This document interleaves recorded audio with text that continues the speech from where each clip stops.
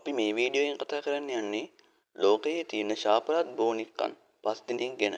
ඉතින් වීඩියෝ එකට යන්න කලින් වීඩියෝ එකට ලයික් එකක් දාලාම වීඩියෝ එක බලන්න කියලා ඔයාලා හැමෝගෙම ඉල්ලනවා. අපි මුලින්ම කතා කරන්නේ ඇනබෙල් බෝනික්කා ගැන. තනිව ගමන් කිරීම, ලේපැල්ලන් ඉතිර කිරීම, අපට සිටින අයට හානි කිරීම සඳහා ප්‍රසිද්ධ ආත්මයක් ඇති රෙගිඩි ඇන් බෝනික්කෙක් තමයි ඇනබෙල් කියන්නේ. ඇනබෙල් දැනට හොරන් කෞතුකාගාරයේ තබා ඇත. අපි දෙවෙනියට කතා කරන්නේ රොබර්ට් බෝනික්කා ගැන.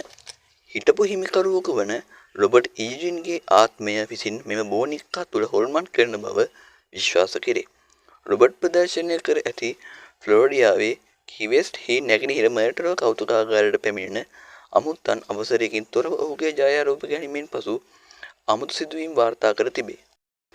අපි තුන්වෙනියට කතා කරන්නේ මැන්ඩි බෝනික්කා ගැන. වස්තුන් චලනය කිරීම සහ අමුත්තන් අපස්ථාවයට පත් කිරීම ඇතුළු අද්භූත ක්‍රියාකාරකම් ඉතිහාසයක් ඇති පෝසිලියන් බෝනික්කෙක් තමයි මේ මැන්ඩි කියන්නේ. මැන්ඩි දැනට කොලොම්බියාවේ ක්වෙස්නෙල් කෞතුකාගාරයේ ප්‍රදර්ශනය කර තිබේ. අපි හතරවෙනියට කතා කරන්නේ ලිලී බෝනික්කා ගැන. තරුණ ගෑනු ළමයෙකුගේ ආත්මයක් විසින් හොල්මන් කරන ලදැයි සැලකෙන සැබෑ මිනිස් හිසකෙස් ඇති පෞරාණික පෝසිලියන් බෝනික්කෙක් තමයි ලිලී කියන්නේ. ලිලී ලාස් වේගස් හි හැන්බර්ගර්ස් හි හොල්මන් කෞතුකාගාරයේ තබා ඇත. අවසාන වශයෙන් අපි කතා කරන්නේ ලේටා බෝනික්කා ගැන. මිනිස් හිසකෙස් සහිත අවුරුදු 200ක් පැරණි ලී බෝනික්කෙක් තමයි ලේටා කියන්නේ.